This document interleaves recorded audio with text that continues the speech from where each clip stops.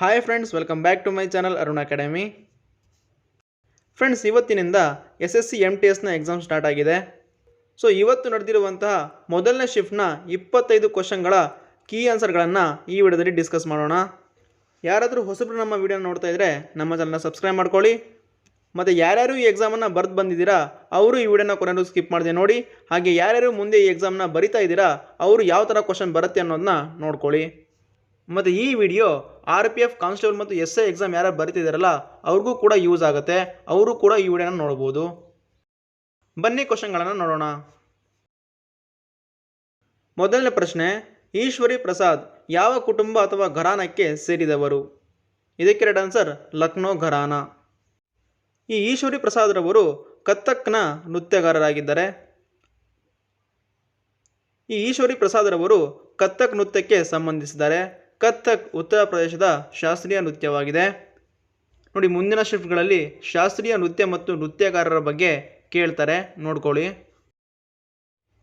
Next question, ವಿಧಿ 343ರಿಂದ 351ರವರೆಗೆ ಯಾವ ವೇಳಾಪಟ್ಟಿಯಲ್ಲಿದೆ?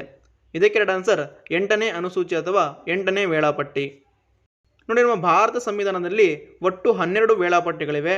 ಅದರಲ್ಲಿ 8ನೇ ವೇಳಾಪಟ್ಟಿ ಅಥವಾ ಅನುಸೂಚಿ 22 ಭಾಷೆಯನ್ನು ಒಳಗೊಂಡಿದೆ. ಹಾಗೆ ನಮ್ಮ ಭಾರತ ಸಂವಿಧಾನದಲ್ಲಿ ಭಾಷೆಗೆ ಸಂಬಂಧಪಟ್ಟ ಹಾಗೆ 4 ಬಾರಿ ತಿದ್ದುಪಡಿಯನ್ನು ಮಾಡಿದ್ದೀವಿ. ಇದನ್ನು ಎಕ್ಸಾಮಲ್ಲಿ ಕೇಳ್ತಾರೆ, ನೆನ್ಪಿಟ್ಕೊಳ್ಳಿ. ನೆಕ್ಸ್ಟ್ ಪ್ರಶ್ನೆ, ಈ ಯಾವ ಕ್ರೀಡಾ ಪ್ರಶಸ್ತಿಗಳಲ್ಲಿ ನಗದು ಬಹುಮಾನ ಹಣವನ್ನು ನೀಡಲಾಗುವುದಿಲ್ಲ? ಇದಕ್ಕೆ ರೈಟ್ ಆನ್ಸರ್ ರಾಷ್ಟ್ರೀಯ ಖೇಲ್ ಪ್ರೋತ್ಸಾಹ ಪ್ರಶಸ್ತಿ. ನೋಡಿ, ಈ ಪ್ರಶಸ್ತಿಯನ್ನು ಕಳೆದ 3 ವರ್ಷಗಳಲ್ಲಿ ಕ್ರೀಡಾ ಪ್ರಚಾರ ಮತ್ತು ಅಭಿವೃದ್ಧಿ ಕ್ಷೇತ್ರದಲ್ಲಿ ಪಾತ್ರ ವಹಿಸಿದ ಸಂಸ್ಥೆಗಳು ಮತ್ತು ವ್ಯಕ್ತಿಗಳಿಗೆ ಈ ಪ್ರಶಸ್ತಿಯನ್ನು ನೀಡಲಾಗುತ್ತೆ.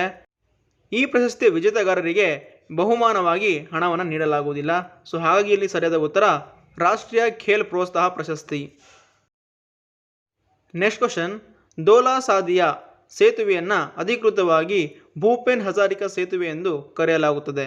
ಇದನ್ನು ಯಾವ ವರ್ಷದಲ್ಲಿ ನಿರ್ಮಿಸಲಾಯಿತು? ಇದಕ್ಕೆ ರೈಟ್ ಆನ್ಸರ್ 2011. ನೋಡಿ, ಭೂಪೇನ್ ಹಜಾರಿಕಾ ಸೇತುವೆ ಭಾರತದ 2ನೇ ಅತಿ ಉದ್ದದ ಸೇತುವೆಯಾಗಿದೆ. ಈ ಸೇತುವೆಯನ್ನು ಬ್ರಹ್ಮಪುತ್ರ ನದಿಯ ಉಪನದಿಯಾಗಿರುವಂಥ ಲೋಹಿತ್ ನದಿಯ ಮೇಲೆ ನಿರ್ಮಿಸಲಾಗಿದೆ. ಹಾಗೆ ಭಾರತದ ಅತಿ ಉದ್ದದ ಸೇತುವೆ ಯಾವುದು ಅಂತ ಕೇಳಿದಾಗ ನಿಮ್ಮ ಆನ್ಸರ್ ಅಟಲ್ ಸೇತುವೆ ಆಗಿರಬೇಕು. ಇದನ್ನು ಮುಂಬೈನಲ್ಲಿ ಸ್ಥಾಪಿಸಲಾಗಿದೆ. ನೆಕ್ಸ್ಟ್ ಕ್ವಶನ್, ಗುರು ತೇಜ್ ಬಹದ್ದೂರನ್ನು ಕೊಂದವರು ಯಾರು? ಇದಕ್ಕೆ ರೈಟ್ ಆನ್ಸರ್ ಔರಂಗಜೇಬ್. ಔರಂಗಜೇಬ್ ಮೊಘಲ್ ಚಕ್ರವರ್ತಿ. ಇವನು ಸಿಖ್ಖರ 5ನೇ ಗುರುವಾದ ಅರ್ಜುನ್ ದೇವ್ನನ್ನು ಕೂಡ ಕೊಲೆ ಮಾಡ್ತಾನೆ. ಹಾಗೆ 9ನೇ ಗುರುವಾದ ತೇಜ್ ಬಹದ್ದೂರನ್ನು ಕೂಡ ಕೊಲೆ ಮಾಡ್ತಾನೆ. ಸೊ ನೆನ್ಪಿಟ್ಕೊಳ್ಳಿ. ನೆಕ್ಸ್ಟ್ ಪ್ರಶ್ನೆ, ಶನಿ ಗ್ರಹಕ್ಕೆ ಸಂಬಂಧಿಸಿದ ಯಾವ ಹೇಳಿಕೆಯು ಸರಿಯಾಗಿಲ್ಲ? ನೋಡಿ, ಈ ಕ್ವಶನ್ಗೆ ಸರಿಯಾಗಿರುವಂಥ ಆಪ್ಷನ್ಗಳು ನನಗೆ ಸಿಕ್ಕಿಲ್ಲ. ಸೊ ಹಾಗೆ ನಾನು ಸರಿಯಾಗಿರುವಂಥ ಮಾತ್ರ ಹೇಳ್ತೀನಿ. ಶನಿ ಗ್ರಹ ಸೂರ್ಯನಿಂದ ದೂರವಿರುವ 6ನೇ ಗ್ರಹ.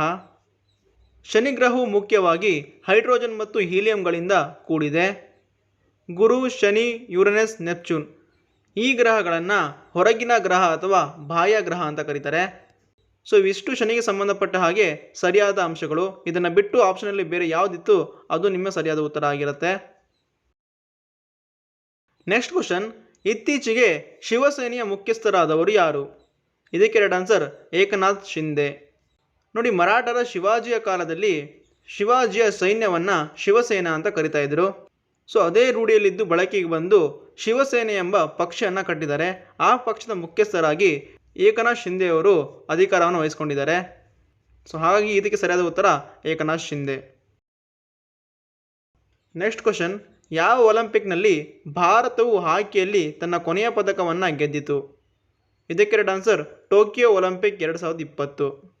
ನೋಡಿ, ಭಾರತದ ಹಾಕಿ ತಂಡ 1928ರಲ್ಲಿ ನೆದರ್ಲ್ಯಾಂಡನ್ನು ಸೋಲಿಸುವ ಮೂಲಕ ಮೊದಲು ಚಿನ್ನದ ಪದಕವನ್ನು ಗೆದ್ದುಕೊಳ್ಳುತ್ತೆ. ಇದನ್ನು ಮುಂದೆ ಎಕ್ಸಾಮಲ್ಲಿ ಕೇಳ್ತಾರೆ, ನೆನ್ಪಿಟ್ಕೊಳ್ಳಿ. ನೆಕ್ಸ್ಟ್ ಕ್ವಶನ್, ಕಬಡ್ಡಿ ಆಟದಲ್ಲಿ ಎಚ್ಚರಿಕೆಗಾಗಿ ಯಾವ ಕಾರ್ಡನ್ನು ನೀಡಲಾಗುವುದಿಲ್ಲ? ನೋಡಿ, ಆಪ್ಷನಲ್ಲಿ green card, yellow card, red card ಮತ್ತು ಬ್ಲ್ಯಾಕ್ ಕಾರ್ಡ್ ಅಂತ ಕೊಟ್ಟಿದ್ರು. ಇದಕ್ಕೆ ಸರಿಯಾದ ಉತ್ತರ ಬ್ಲ್ಯಾಕ್ ಕಾರ್ಡ್. ನೋಡಿ, ಕಬಡ್ಡಿಯಲ್ಲಿ ಬ್ಲ್ಯಾಕ್ ಕಾರ್ಡನ್ನು ಯೂಸ್ ಮಾಡೋದೇ ಇಲ್ಲ. ಸೊ ಹಾಗಾಗಿ ಇಲ್ಲಿ ಬ್ಲ್ಯಾಕ್ ಕಾರ್ಡ್ ಸರಿಯಾದ ಉತ್ತರ. ನೋಡಿ, ಕಬಡ್ಡಿಯಲ್ಲಿ ಗ್ರೀನ್ ಕಾರ್ಡನ್ನು ಒಬ್ಬ ಪ್ಲೇಯರ್ ನಿಯಮವನ್ನು ಉಲ್ಲಂಘನೆ ಮಾಡಿದ್ರೆ ಆತನಿಗೆ ಎಚ್ಚರಿಕೆಯಾಗಿ ಗ್ರೀನ್ ಕಾರ್ಡನ್ನು ತೋರಿಸ್ತಾರೆ. ಹಾಗೆ ಕಬಡ್ಡಿಯಲ್ಲಿ ಯೆಲ್ಲೋ ಕಾರ್ಡನ್ನು ಒಬ್ಬ ಪ್ಲೇಯರ್ಗೆ ತೋರಿಸಿದ್ರೆ ಆತ 2 ನಿಮಿಷಗಳ ಕಾಲ ಆಟದಿಂದ ಅಮಾನತುಗೊಳಿಸಲಾಗತ್ತೆ. ಅದೇ ಒಂದು ವೇಳೆ ಒಬ್ಬ ಪ್ಲೇಯರಿಗೆ ರೆಡ್ ಕಾರ್ಡನ್ನು ತೋರಿಸಿದ್ರೆ ಆ ಪೂರ್ತಿ ಮ್ಯಾಚನ್ನು ಅವನು ಆಡೋ ಹಾಗಿಲ್ಲ, ಅವನನ್ನು ಅಮಾನತುಗೊಳಿಸಲಾಗತ್ತೆ. ಮುಂದೆ ಎಕ್ಸಾಮಲ್ಲಿ ಇವುಗಳನ್ನು ಕೇಳ್ಬೋದು, ನೆನ್ಪಿಟ್ಕೊಳ್ಳಿ. ನೆಕ್ಸ್ಟ್ ಕ್ವಶನ್, ನೀಡಿರುವ ರಾಜ್ಯಗಳು ಮತ್ತು ಅವುಗಳ ಭಾಷೆಗಳೊಂದಿಗೆ ಹೊಂದಿಸಿ. ನೋಡಿ, ಯಾರು ಆಂಧ್ರ ಪ್ರದೇಶ್ ತೆಲುಗು, ಕೇರಳ ಮಲಯಾಳಂ, ಕರ್ನಾಟಕ ಕನ್ನಡ, ಗೋವಾ ಕೊಂಕಣಿ, ಈ ಥರ ಸರಿಯಾಗಿ ಹೊಂದಾಣಿಕೆ ಯಾರು ಮಾಡಿರ್ತಾರೆ ಅವ್ರ ಆನ್ಸರ್ ಸರಿಯಾಗಿರುತ್ತೆ. ಮುಂದೆ ಎಕ್ಸಾಮ್ ಯಾರು ಬರ್ತಾ ಇದ್ದೀರಾ ಅವರು ರಾಜ್ಯಗಳು, ರಾಜ್ಯಪಾಲರು, ರಾಜ್ಯ ಪ್ರಾಣಿ, ರಾಜ್ಯ ಭಾಷೆಯನ್ನು ನೋಡ್ಕೊಂಡು ಹೋಗಿ. ನೆಕ್ಸ್ಟ್ ಕ್ವಶನ್, ಸ್ವಾಮಿ ವಿವೇಕಾನಂದರವರು ಚಿಕಾಗೋದಲ್ಲಿ ಯಾವ ವರ್ಷ ಭಾಷಣ ಮಾಡಿದರು? ಇದಕ್ಕೆ ರೈಟ್ ಆನ್ಸರ್ 1893. ನೋಡಿ, ಸ್ವಾಮಿ ವಿವೇಕಾನಂದನವರ ಮೊದಲ ಹೆಸರು ಅಥವಾ ಮೂಲ ಹೆಸರು ನರೇಂದ್ರನಾಥ ದತ್ತ ಅಂತ. ಇವರ ಗುರುಗಳು ರಾಮಕೃಷ್ಣ ಪರಮಹಂಸ.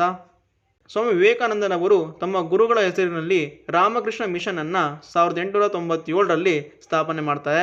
ಮುಂದೆ ಎಕ್ಸಾಮಲ್ಲಿ ಕೇಳ್ತಾರೆ, ನೆನ್ಪಿಟ್ಕೊಳ್ಳಿ. ನೆಕ್ಸ್ಟ್ ಕ್ವಶನ್, ಇವುಗಳಲ್ಲಿ ಯಾವುದು ಬೆಳಕಿನ ಹಬ್ಬ ಎಂದು ಕರೆಯುತ್ತಾರೆ? ಇದಕ್ಕೆ ರೈಟ್ ಆನ್ಸರ್ ದೀಪಾವಳಿ.